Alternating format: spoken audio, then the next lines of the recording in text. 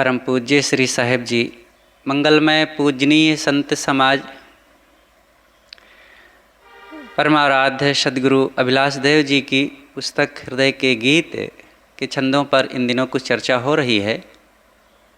आज का प्रसंग है परम शांति को पाएं।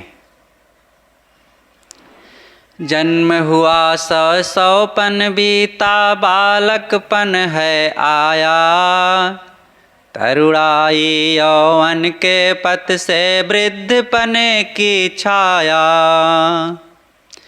व्यक्ति वस्तु अनगिनत मिले, जिनका लेखा है दुष्कर, आए गए मिले बिछुड़े चंचल समान सरितासर।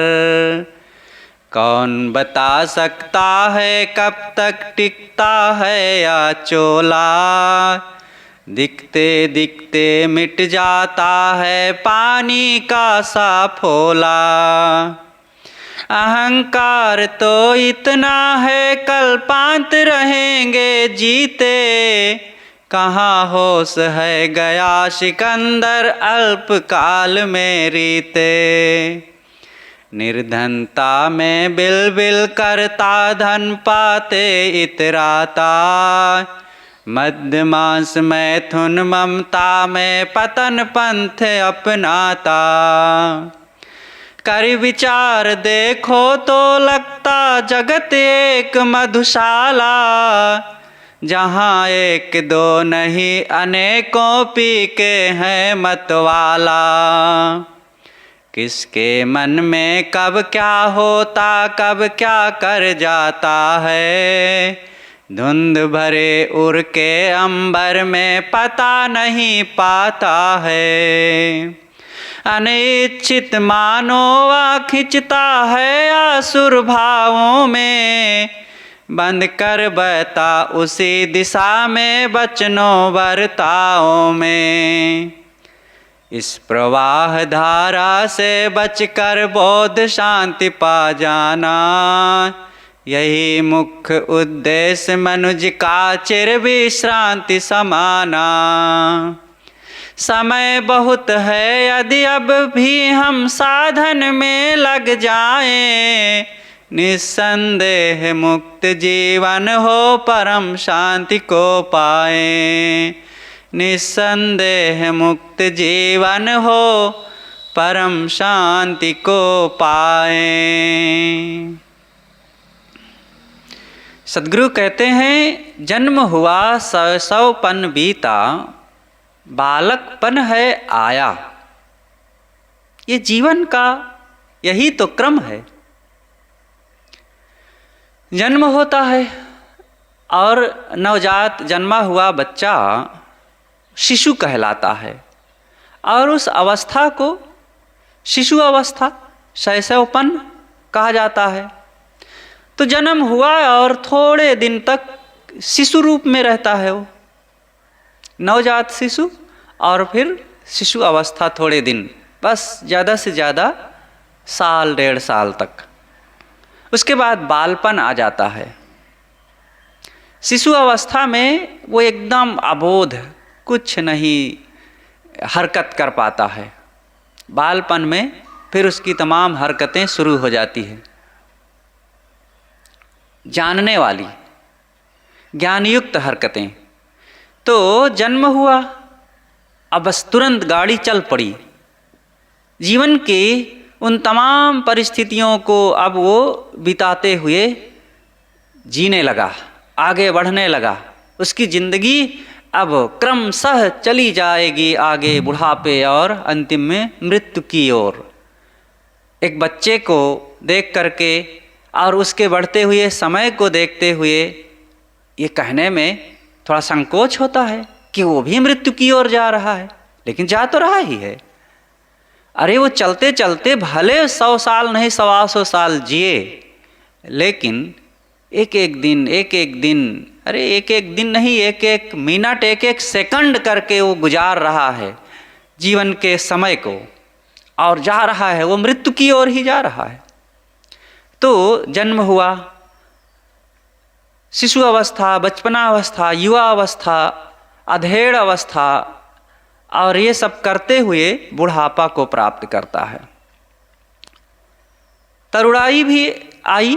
सद्गुरु कहते हैं कि बालकपन भी बीत गया, जवानी तरुणाई आ गई और वृद्धपन का अंतिम में पड़ाव आ गया, बुढ़ापा।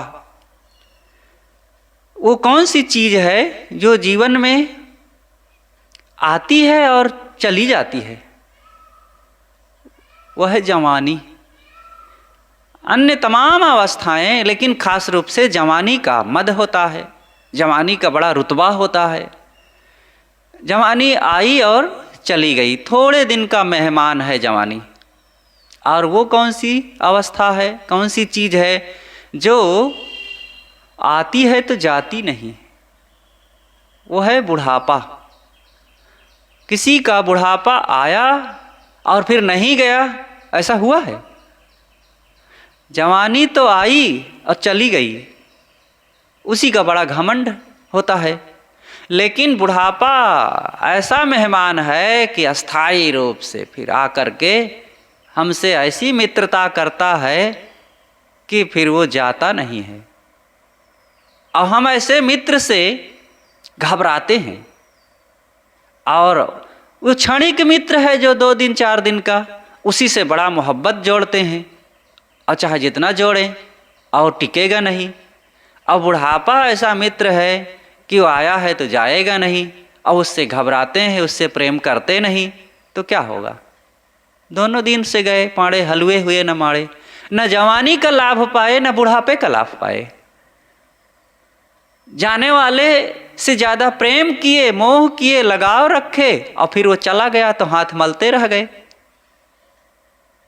और बुढ़ापा जो आकर के जाता नहीं है और उससे मोहब्बत किए नहीं, उससे प्रेम किए नहीं, तो आने का भी उसका कोई लाभ न पाए, उससे भागते रहे, मुँह छिपाते रहे, तो दोनों तरफ से चले गए। अगर समझदारी होती तो दोनों का लाभ पा जाते।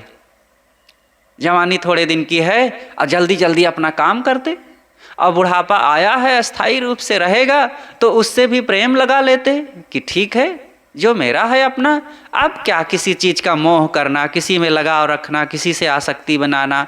ये बुढ़ापा आकर के मुझे बता रहा है, ऐसी पाठशाला है बुढ़ापा कि इसमें सब सिखा रहा है कि कोई मेरा नहीं है, कुछ मेरा नहीं है, शरीर भी मेरा नहीं है, इसका क्या अहम करना।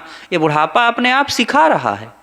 सीख लेना चाहिए था, लेकिन नहीं, इसे तो मुँह छिपाते रहे, घबराते रहे, तो कोई लाभ ना मिला, न जवानी का न बुढ़ापे का। व्यक्ति वस्तु अनगिनत मिले, जिनका लेखा है दुष्कर। और इन बीतते हुई परिस्थितियों में, अवस्थाओं में इतने व्यक्ति मिले, इतनी चीज़ें मिली, इतनी घटनाएं घटी, और इतना तमाम जीवन का अनेक ऊंच नीच, उथल पुथल का समय आया कि कोई हिसाब नहीं। और इन तमाम दुष्कर परिस्थितियों में हम पाए क्या? विवेक का जीवन नहीं जिए, समझदारी नहीं रखे, अपने मन वाणी कर्मों में संयम नहीं रखे, दुख पाए। ये तमाम जो घटनाएं घट रही हैं, इन घटनाओं में जो जागृत होकर के जीता है वो बड़ी शिक्षा पा लेता है, बहुत कुछ सीख लेता है। ये हमारे जीवन को मजबूत बनाने के लिए आती हैं। ये ठंडी, ये गर्मी, ये वर्षा, और ये मान अपमान, ये रोग व्याधि, ये तमाम अवस्थाएं जीवन की, इन सब से हमें बहुत कुछ सीखना चाहिए, और ये हमारे मजबूती के साधन हैं। ये तमाम उथल पुथल जो बीत रहे हैं, ये सब मन को मजबूत बनाने के लिए आते हैं। सोचो, कोई एक अवस्था बनी रहती, कोई एक अनुकूलता या प्रतिकूलता बनी रहती, कोई एक सुख या दुख बना रहता, कोई एक सम्मान या अपमान बना रहता, तो उसमें भी तो हम नहीं टिक पाते, ऊब जाते। अच्छा, सम्मान बना रहा है तो उसमें कितने लोग सुखी रहेंगे सब समय? उससे भी खींच जाते हैं। हमने तो देखा है कि बहुत अनुकूल लोग जिनको रहे, बड़ा प्यार करते रहे, तो धीरे से जिनको प्यार करते रहे उनके मन में ये आने लग गया कि इनका कोई स्वार्थ है, ये मेरे अब तो ये फिदा है मेरे ऊपर, अब मैं गुलाम बना करके रखूँगा। देखो, कोई हमको प्यार स्नेह अनुकूलता दे रहा है तो भी मन में हमारे खुराफात स्वभाव के कारण उल्टे सूझता है, और कोई प्रतिकूलता थोड़ा सा दे दिया तो भी उल्टा सोचने लगते हैं। ये सारी बदमाशी मन की है हमारे, इसी को हम संभाल लें और हर अवस्था ठीक है। सब एक घटना बन करके हमारे सामने से गुजरेंगी, और घटना को घटना देखने वाला कभी दुखी नहीं होता है। ये तमाम घटनाएं आई और चली गई, मिली और छूट गई। कैसे छूट गई? चंचल समान सरिता सर, जैसे नदी का पानी प्रवाहित होकर के चला जाता है, बहते हुए चला जाता है। नदी का पानी कभी स्थिर होता है? चंचल है, हरदम वो आ रहा है जा रहा है, आ रहा है जा रहा है। ऐसे ही जीवन हमारा है, अगणित घटनाओं का समुच्चय ही तो जीवन है, और कोई एक घटना स्थिर नहीं रहती है। आज तक कोई एक घटना स्थिर रही हो तो बताइए? कोई कुछ दीर्घ काल की घटना है और कोई क्षण काल की घटना है, लेकिन हमारा पूरा जीवन घटनाओं का जखीरा है। हरदम देखो, इस समय हम लोग बैठे हैं, यह एक घटना है। इस समय ऐसा मौसम है, यह एक घटना है। मच्छर एक काट लिया, यह एक घटना है। यहाँ खुजलाने लग गया, यह एक घटना है। यहाँ पेट में दर्द हो गया, यह एक घटना है। उठ गए, एक घटना है। ये सब घटना ही घटना तो है, और ये सबके जीवन में निरंतर हो रहा है। और इन घटनाओं से जहाँ जहाँ अनुकूलता मिली हमने प्रीता बना लिया, जहाँ जहाँ प्रतिकूलता मिली वहाँ वहाँ से हमने अप्रीता बना लिया, उससे बैर कर लिए। और इसी से हमारा मन बनता बिगड़ता है, मन में राग या द्वेष होने लगते हैं, और उसी के संस्कार हमारे अंदर इकट्ठा होने लगता है। उन संस्कारों से के अनुसार फिर हम अपने को सुखी और दुखी बनाने लगते हैं। कैसा ये जीवन है हमारा, ये सब हमारा ही बनाया हुआ है। सुखी और दुखी होना ये मेरी सोच पर निर्भर है। घटनाओं का आना ये प्रारब्ध और प्रकृति पर निर्भर है। घटनाएं आएंगी जाएंगी, इसी में बड़ी बड़ी घटनाएं होंगी। कोई अपमान कर देगा, कोई मार देगा, कोई चीज़ें भी उठा ले जाएगा, कोई मर जाएगा, हमारा शरीर मर जाएगा, दूसरे का शरीर भी मरेगा। ये सब बड़ी बड़ी घटनाएं हैं। छोटी छोटी घटनाएं निरंतर घट रही हैं। क्यों इनमें अपने को डुबा रहे हो? सावधान बनो, घबराओ नहीं। इसी में बोध विचार को अपनाओ, तब सुख मिलेगा, शांति मिलेगी। कौन बता सकता है कब तक टिकता है यह चोला? ये चोला, चोल, बीज चोल एक होता है, बीज चोल। बीज चोल उसे कहते हैं बीज का छिलका। बहुत प्रकार के बीज होते हैं, और उसका कवर ही उसकी सुरक्षा होती है। रेंडी का बीज, अखरोट का बीज, काजू का बीज, आम का बीज, ये सब होते हैं, और ऊपर एक कवर होता है।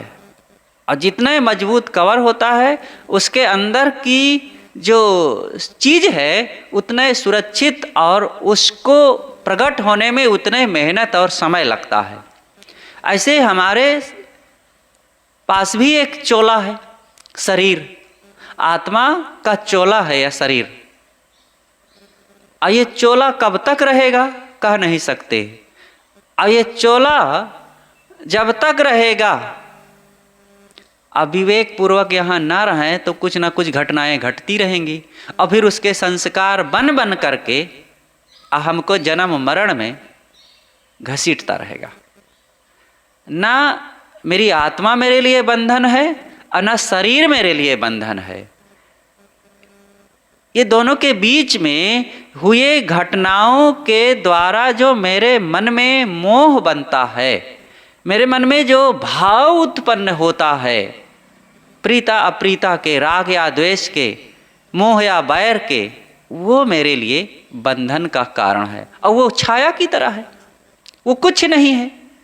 कुछ ना होते हुए भी मेरे भाव से, मेरे हृदय का वो भाव है, अब वो भाव कुभाव बन गया तो बंधन बन गया, और मेरे लिए सुभाव, सुंदर भाव बन गया तो मेरे लिए कोई बंधन नहीं। एक घटना सामान्य से बन करके बीत जाता है, और मैं जहाँ का तहाँ एक रस रहता हूँ। इसलिए भावों में सुभाव लाओ, कुभाव नहीं। तो ये शरीर तो क्षणभंगुर है, ये तो बनने बिगड़ने वाली चीज है। बनी है तो बिगड़ेगी, पक्का बिगड़ेगी, किसी का नहीं रहने वाला है। चाहे जितना जवान, सुंदर, पहलवान, विद्वान, धनवान और हजारों का चहेता हो, ये शरीर नष्ट होने की चीज है। इसको नष्ट होने से कोई बचा ही नहीं सकता है। दादा बाबा परपाजों का पता नहीं चलता है। इन देखो, हजारों नहीं, लाखों नहीं, करोड़ों हमारी पुरानी पीढ़ियां आईं और चली गईं, और आगे भी आती रहेंगी, और वो भी चली जाएंगी। और हम बीच में एक क्षण के लिए आ गए और इसी का अभिमान करना। अरे जितने क्षण के लिए, जितने समय के लिए आए हैं, इसमें अपना काम करने के लिए आए हैं, काम कर सकते हैं, काम करने का अवसर है। इस बात को अंतिम में भी बताएंगे गुरुदेव कि समय है, समय की कमी नहीं है, लेकिन वो काम ही नहीं करते हैं। बीच में जो समय हमारे पास रहता है, बस वो इधर उधर में, वो खुदरे बुदुर में बीत जाता है समय हमारा, खुदुर बुदुर। जैसे कोई व्यक्ति हो, सुबह से शाम तक गठरी खोले और बंद करे, झिल्ली खुरखुराता रहे, इस झिल्ली से उस झिल्ली में सामान डालता रहे, और बस यही खुदुर बुदुर करता रहे, तो क्या समय केवल बकबक करते हुए और यूं ही समय को बिता दिया।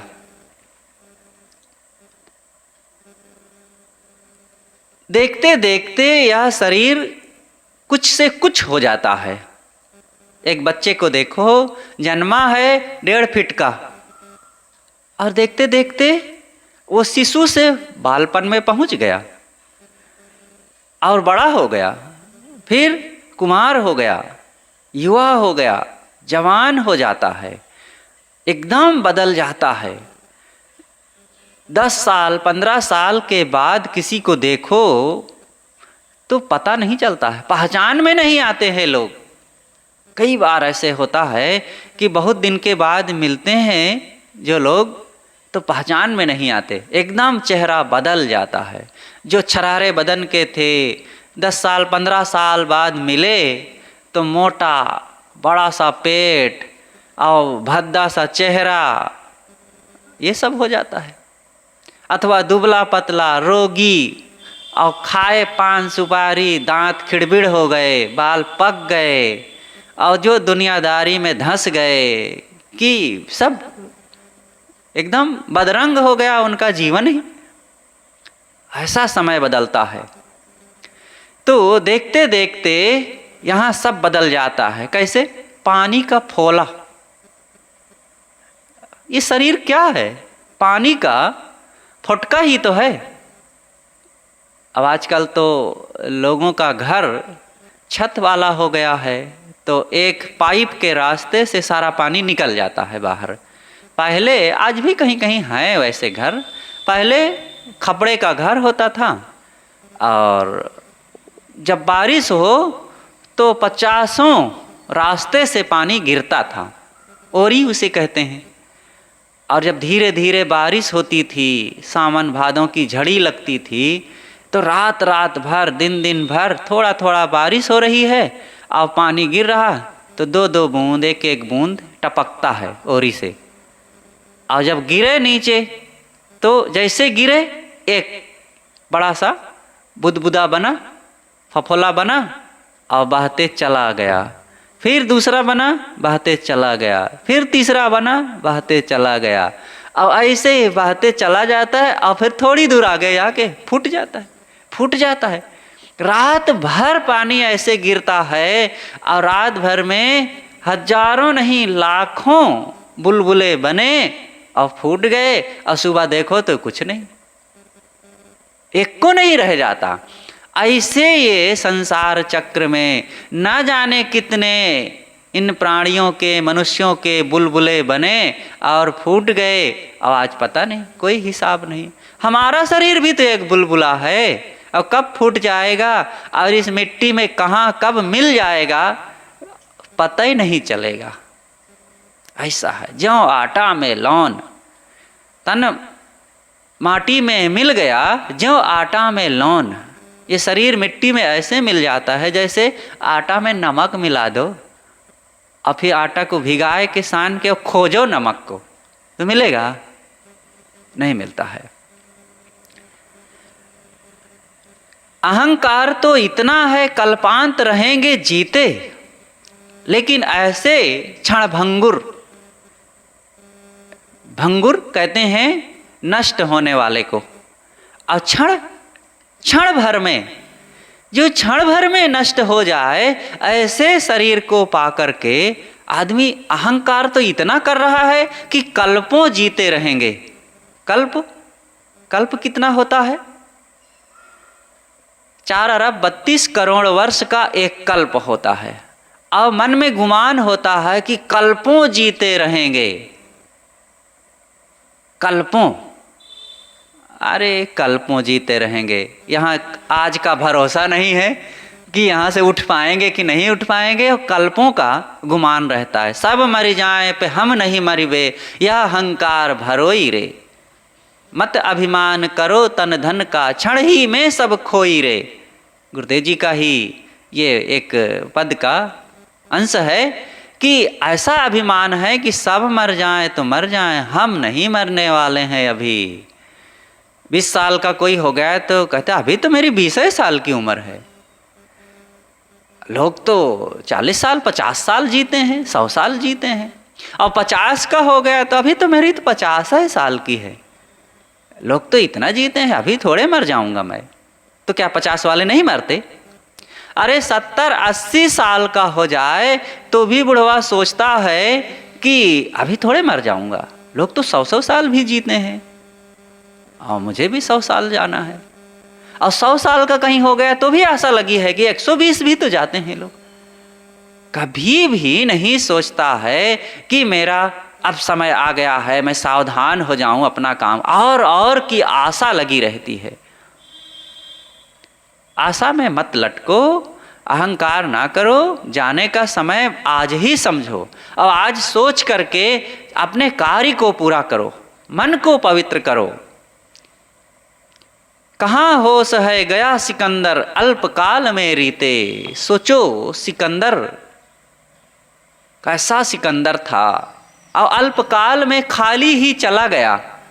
सिकंदर की इतनी घटनाएं हैं, इतना रोचक तथ्य है उसके, कि दुनिया वालों के लिए एक बहुत बड़ा उदाहरण बन गया सिकंदर।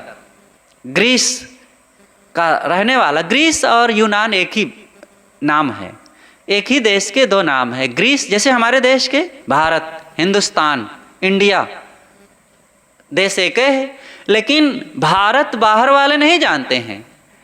बाहर वाले इसको इंडिया के नाम से जानते हैं, और ये पश्चिम में फारस देश इसको हिंदुस्तान के नाम से जानता है।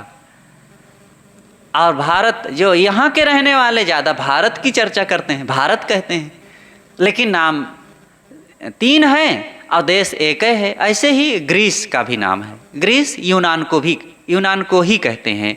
यूरोप के दक्षिणी क्षेत्र में ग्रीस है, और ग्रीस देश बहुत बड़ा नहीं है, लेकिन यूनान का जो इतिहास है बहुत प्रामाणिक है, और वहीं के इतिहास से हमारे भारत के इतिहास का पता चलता है।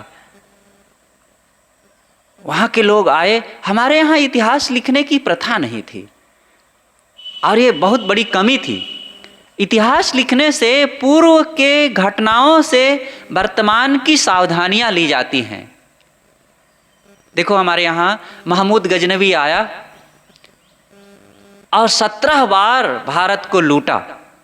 सोमनाथ में गया, वहाँ बहुत बड़ी संपत्ति, उस मंदिर में क्या कहें, गजब का तमाशा है। ये पंडे पुरोहित लोग और ये पंडा लोग, ये धार्मिक कहे जाने वाले लोग अपने मंदिरों में सारा धन, आज भी हमारे भारत की यही प्रथा है। अब देखो, यही इनकी ऐसी सोच से, ऐसी महा उज्जड स्वभाव वाले लोगों के कारण ही अयोध्या में ही इतना धन गाड़ा गया और धन रखा गया और लूट गया। और ये रखने वाले ही अपनी ऐसी चालबाजियां अपनाते हैं कि समय से वही साफ कर देते हैं। ऐसे दक्षिण भारत में चले जाओ, ऐसे ऐसे मंदिर हैं कि बेशुमार धन भरा हुआ है। एक एक मंदिर के धन का अगर उपयोग किया जाए तो एक प्रदेश का, एक सप्ताह नहीं, एक एक महीना का खुराक पूरा किया जा सकता है। ऐसे ऐसे मंदिरों में इतना धन भरा हुआ है, सोना चांदी और क्या क्या कहें। तो सोमनाथ के मंदिर को महमूद गजनवी 17 बार लूटा और उस समय खूब पुराण लिखे जा रहे थे और भी क्या क्या, लेकिन कोई ये बात को नहीं टाँक सका कि महमूद गजनवी इस रास्ते से आया और इतने इतने लोगों को बीच में परास्त करते हुए आगे बढ़ा और जाकर के भारत के सोमनाथ मंदिर की इतनी बड़ी संपत्ति लूट करके ले गया। कितने दर्जनों ऊँटों में लाद करके वो सोना चांदी गया है। अब अभी फिक्स मुझे याद नहीं है कितने ऊँटों में, लेकिन कम से कम 2-3 दर्जनों में वो सोना चांदी लाद करके गया है, इतने ऊँटों में, और बहुत बड़ी सेना उसकी थी। तो इस तरीके से ये धन। तो सिकंदर की बात आती है। सिकंदर बहुत होनहार व्यक्ति था, अरस्तु का शिष्य था। अरस्तु प्लेटो के शिष्य थे और प्लेटो सुकरात के शिष्य थे। और सुकरात की परंपरा में क्या नाम, सिकंदर आता है। और अरस्तु एक बहुत बड़े दार्शनिक थे, बहुत बड़े एक वैज्ञानिक की भांति थे, एक चिकित्सक की भांति थे और एक बहुत बड़े गुरु की तरह थे। और सिकंदर की 13 साल की उम्र में ही उसके पिता ने सिकंदर को पढ़ाने के लिए अरस्तु को लगाया और अरस्तु से अनेक प्रकार की शिक्षाएं सिकंदर ने प्राप्त किया। सिकंदर के पिता का नाम था फिलिप मैसेडोन फिलिप द्वितीय, इसको पूरा नाम लिया जाता है, मैसेडोन फिलिप द्वितीय। उसके पहले और कोई हुआ था, तो फिलिप सार्ट में सिकंदर के पिता के नाम को कहा जाता है। तो जब सिकंदर 13 साल का हुआ तो अरस्तु को उसकी शिक्षा देने में लगा दिया गया और 18 साल का जब हो गया तो फिलिप, तब तक उसकी मृत्यु हो गई।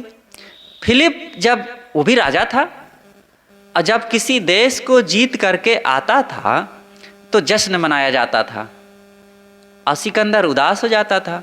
तो उसके पिता पूछते थे कि बेटा, सब लोग खुशियां मनाते हैं, तुम उदास क्यों हो जाते हो? तो सिकंदर कहता कि पिताजी, आप ही सब जीत लेंगे तो मैं क्या जीतूंगा? तब उसका पिता हंसता और कहता, अरे बेटा, तेरे को जीतने के लिए बहुत बड़ी दुनिया है और तू जीतता रहेगा जीवन भर। लेकिन सिकंदर का बड़ा हौसला था, बड़ी महत्वाकांक्षा थी कि मैं दुनिया को जीतूं अपने पुरुषार्थ से। पिता ही जीत लेंगे, पिता के द्वारा मुझे हुकूमत मिले, तो इस बात की उसे खुशी नहीं होती थी।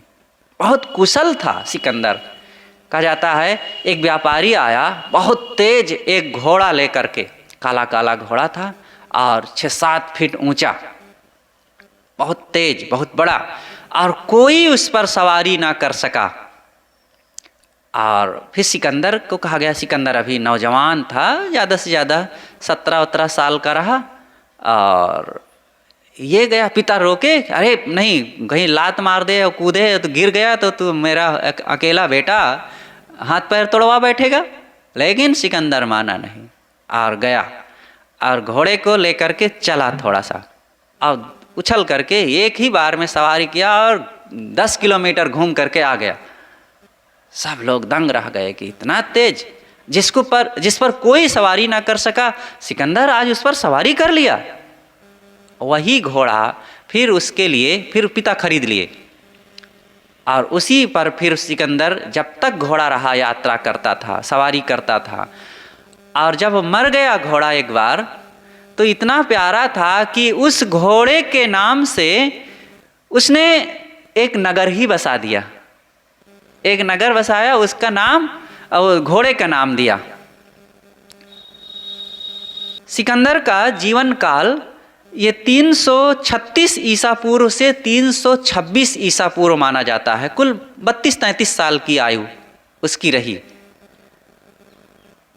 ये ईसा पूर्व जब कहा जाता है तो सबको ये समझना चाहिए, ईसा आज से 2026 साल, 2026 साल, और इसके पूर्व के समय को की माप जो है ईसा पूर्व कही जाती है, और ईसा के बाद के समय को ईसवी सन कहा जाता है, और ईसा के पूर्व को ईसा पूर्व। तो इस प्रकार से कुल 32-33 साल का पूरा समय था सिकंदर का। सिकंदर जब 20 साल का हुआ तो इसने अपनी राजगद्दी को संभाला। मैसेडोनिया की राजधानी को जब इस पर ये बैठा गद्दी पर, तब इसकी महत्वाकांक्षा थी कि मैं दुनिया को जीतूं। और जैसे ही बैठा, थोड़े दिनों में पिताजी के मृत्यु के बाद ये बैठा, और जैसे ही ये बैठा तो दुनिया को जीतने की इसकी इच्छा हुई।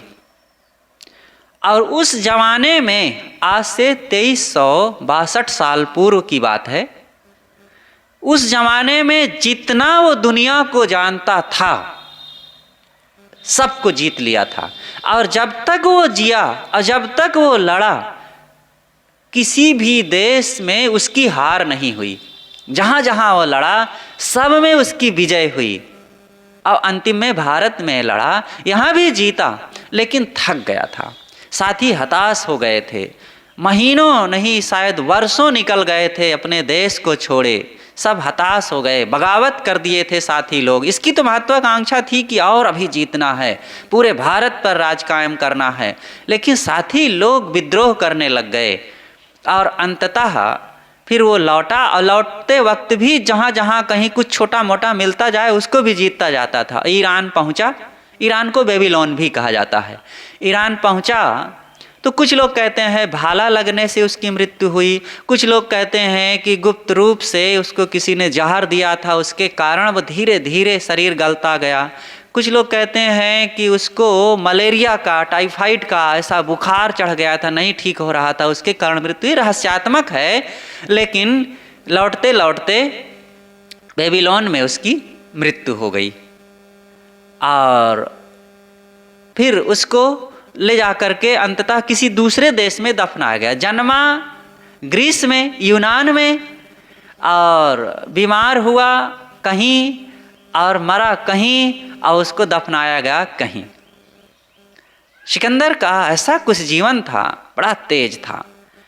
उसी के जीवन से अंतिम शिक्षा दुनिया वालों को लेना चाहिए। और लोगों ने एक बात कही है, सिकंदर के द्वारा कहलाई गई कि उसने कहा क्या है पता नहीं, लेकिन जब मरने लगा था सिकंदर, तब उसने कहा था कि मैंने पूरी दुनिया को जीता, बेशुमार मेरे पास संपत्ति है, सोने चांदी हीरे मोती और अनेक रत्नों का भंडार मेरे पास है, लेकिन आज अब मैं दुनिया को छोड़ करके जा रहा हूँ। मेरे पास कोई चीज़ जितना है ये सब होते हुए साथ में जा ना सकेंगी। तो उसने अपने साथियों से कहा कि जब मैं मर जाऊं और मेरी अंत्येष्टि करना, तो अर्थी से मेरे हाथों को लटका देना, ताकि दुनिया के लोग सीख सकें कि सिकंदर के पास अपार संपत्ति थी, अपार धन था, और दुनिया का एक चक्रवर्ती बादशाह, राजा, सम्राट था, विश्व विजेता था, और वह भी खाली हाथ गया।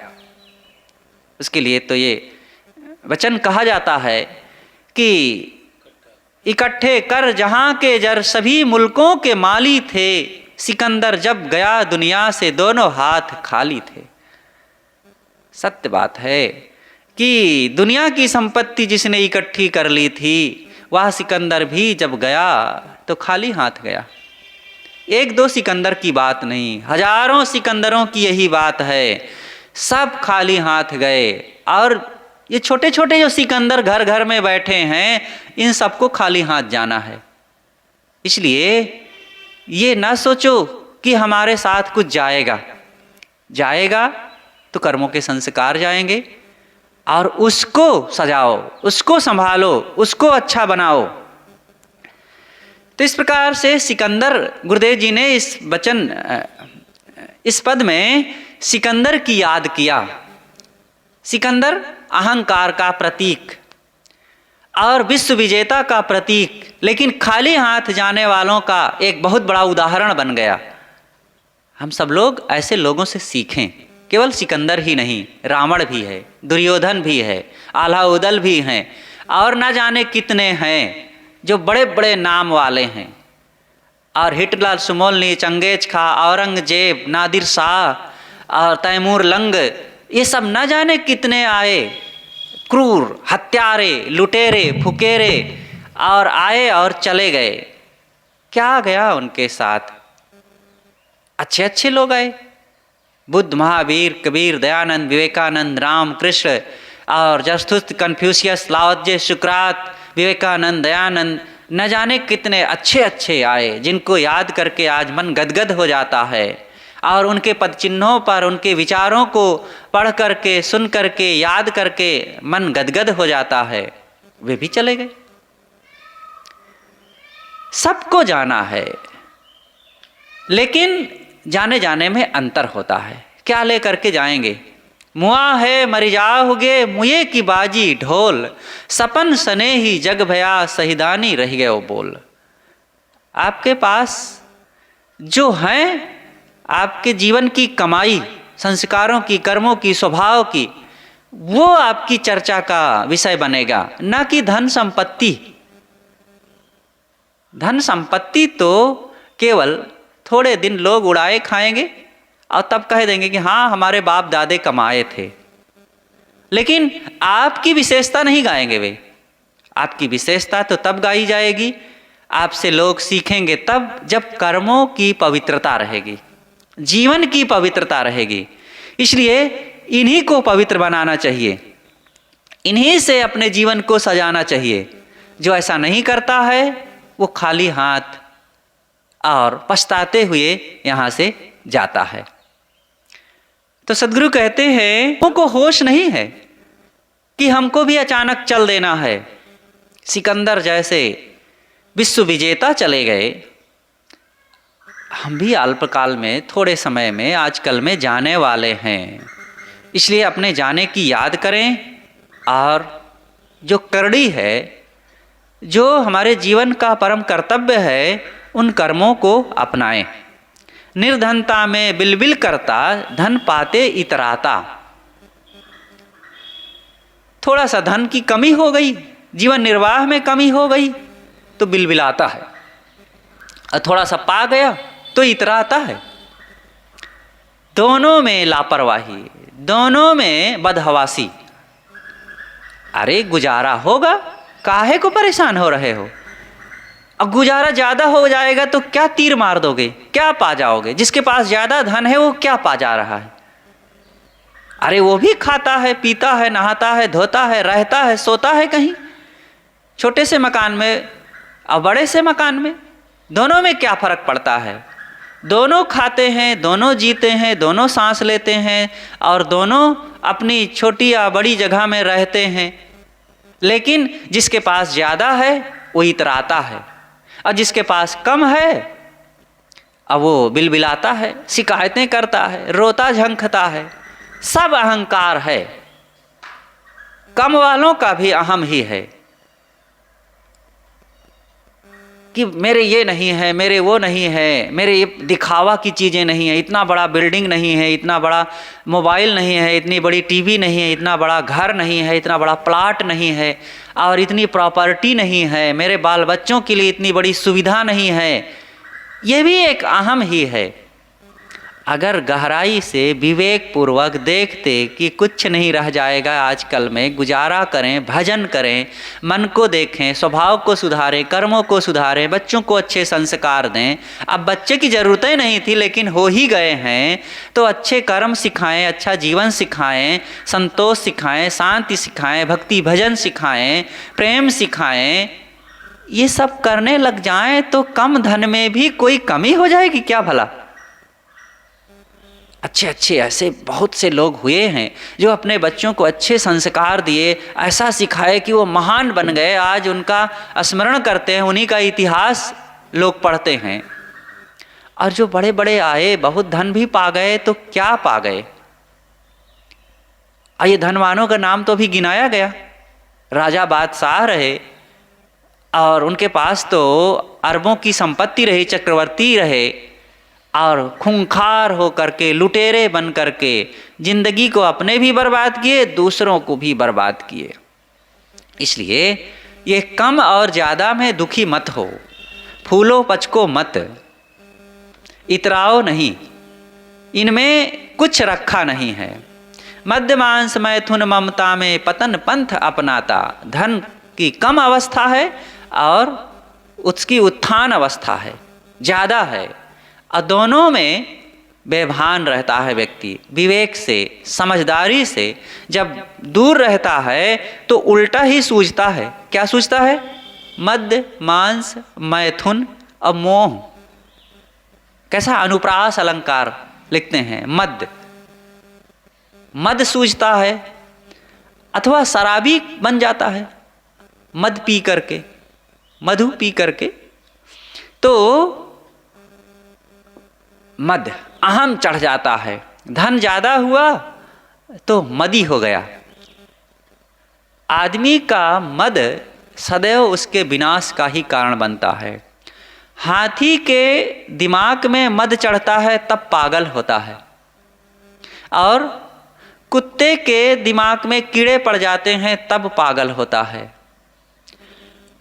ऊंट के दिमाग में मद चढ़ जाता है तब वो पागल होता है। ऐसे सियारों के कुछ ऐसे जानवर हैं जो पागल हो जाते हैं, और उनका कारण भौतिक है। चाहे वो रोग लग गया हो या शरीर में कुछ ऐसी विकृति आ गई तो वो पागल हो जाते हैं। अब मनुष्य कैसे पागल होता है? मनुष्य सोच से पागल होता है। अब मनुष्य का पागलपन बड़ा जटिल है, उसके विचारों का पागलपन है, और उल्टा ही सोचता रहता है। जो नहीं है, जो उसके पास नहीं है, जो स्वयं नहीं है, वही वही सोचते रहना, ये पागलपन ही तो है। और ये जिंदगी भर पागल रहता है।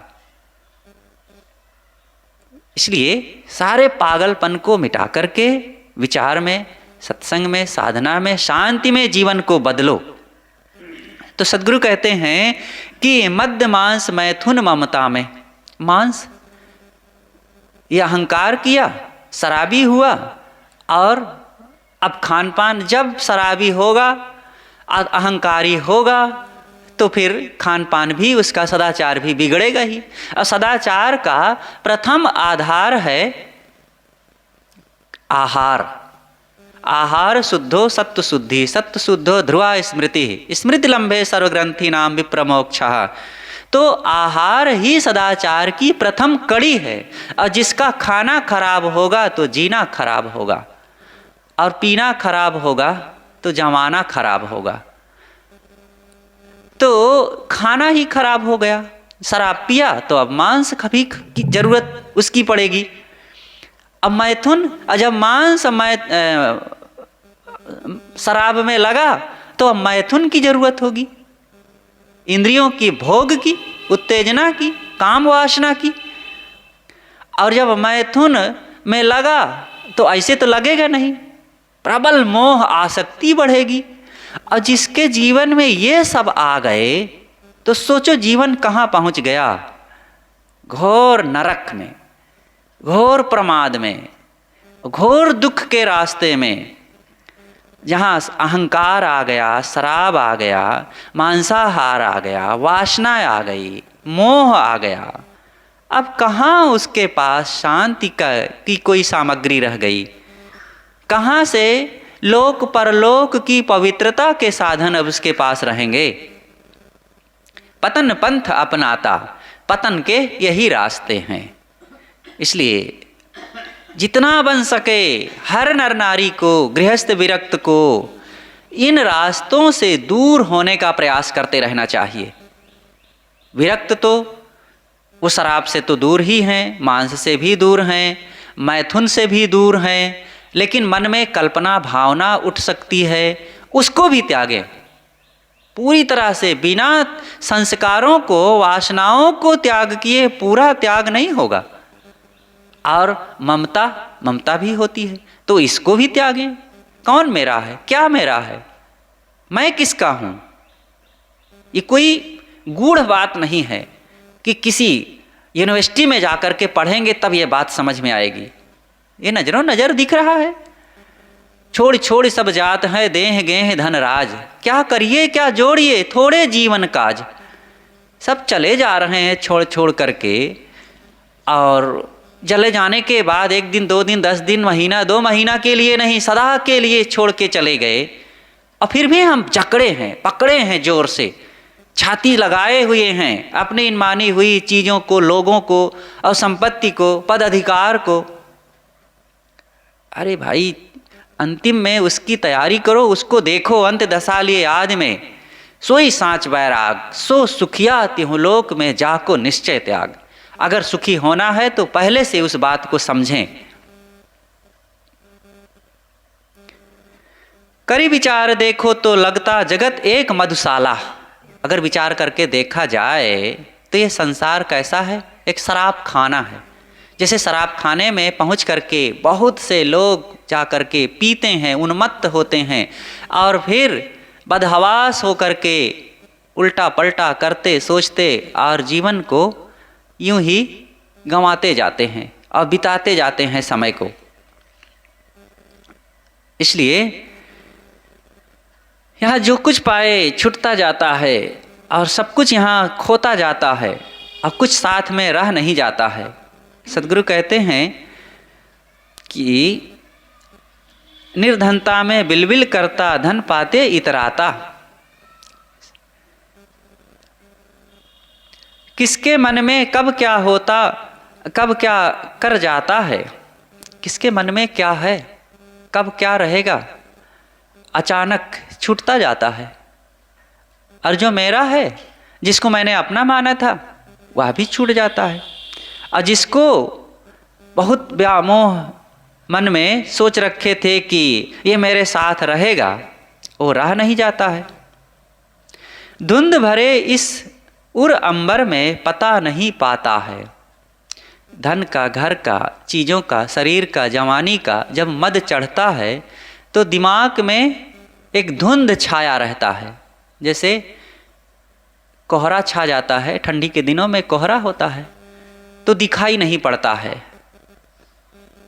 रास्ता नहीं दिखता है, समझ में नहीं आता किधर चलें, कैसे चलें, क्या करें, तो पता नहीं चलता। ऐसे ये मन में जब उल्टी सोच आती है, मन में कुभाव कुसंस्कार जगते हैं, इच्छाएं कामनाओं का प्रभाव आता है, तो यही धुंध छाता है और कुछ कर्तव्य अकर्तव्य का उसको बोध नहीं रह जाता है कि जीवन में क्या करना चाहिए। इसलिए इस धुंध भरे संसार में कुछ ऐसा सोचो कि जिससे कि जीवन हमारा सुखी बने, खुशहाल बने। तो सद्गुरु कहते हैं कि करी विचार देखो तो लगता जगत एक मधुशाला। ये संसार एक शराब खाना है जहाँ पर कुछ उचित अनुचित का व्यक्ति को भान नहीं रह जाता है। इसलिए साहब कहते हैं कि संसार एक शराब खाना है। शराब खाने की भांति आदमी कुछ सोच नहीं पाता, विचार नहीं कर पाता कि जीवन में क्या उचित है, क्या अनुचित है। जहाँ 1-2 नहीं अनेकों पी के हैं मतवाला। 1-2 की बात नहीं, अगणित लोग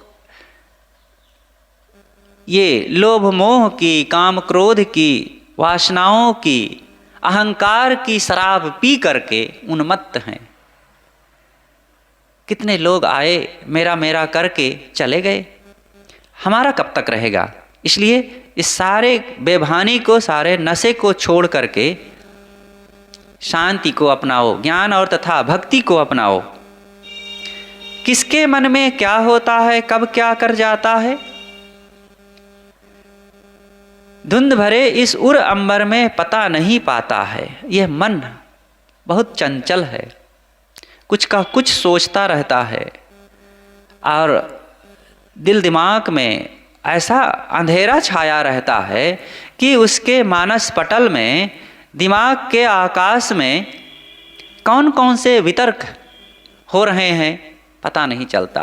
वितर्क विहिगा धैर्य द्रुम ध्वंसनी, आशा नाम नदी मनोरथ जला तृष्णा तरंगा कुला, राग ग्राहवती वितर्क विहिगा धैर्य द्रुम ध्वंसनी, मोहावर्ष दुस्त्राति गहना प्रोत्तुंग चिंता तटी, तस्याह पारगता विशुद्ध मनसो नंदंती योगीश्वरा। मतलब ये भर्तृहरि जी महाराज का वचन है। वे कहते हैं कि ये धुंध भरे संसार में ये आशा वासना मोह की रस्सी में लटका हुआ व्यक्ति, उसको कुछ पता ही नहीं चलता कि क्या करना है और क्या नहीं करना है। उचित अनुचित का उसे बोध ही नहीं होता है। बस ये माना हुआ अपना घर, धन, रुपए, पैसे, चीज़ों का अहम लिए अब समय बिताता जाता है। इसलिए इस धुंध भरे अंबर में भटको नहीं, जो उचित है, जो कर्तव्य है, करणीय है, वह काम करो। अनिच्छित मानो वह खिंचता है आसुर भावों से, बिना सोचे बिना इच्छा किए अनजाने में यह व्यक्ति दोष दुर्गुणों में, अनेक बुराइयों में खिंचता जाता है। अनजाने में व्यक्ति, अनजाने में कहीं चोर बन जाता है, कहीं शराबी बन जाता है। सोच के थोड़े कोई ऐसा करता है। कोई चोरी करने जाता है तो ये सोच के थोड़े जाता है कि मैं चोरी करूंगा तो मैं चोर बन जाऊंगा, फिर लोग मुझे ताकि चोर कहें, ऐसा कभी वो सोचता है क्या? फिर पकड़ा जाऊं, पीटा जाऊं, मेरी बदनामी हो, कभी सोचता है क्या? एक शराबी कभी ये सोच के थोड़े जाता है शराब खाने में कि मैं शराब पीऊं और फिर खूब धुत हो करके इधर उधर उछलूं कूदूं गिरूं, मेरा परिवार बर्बाद हो जाए, मुझे लोग शराबी कहें। अभी कभी सोचता है वो? होगा वही सब, लेकिन अनिच्छित कार्य करता है।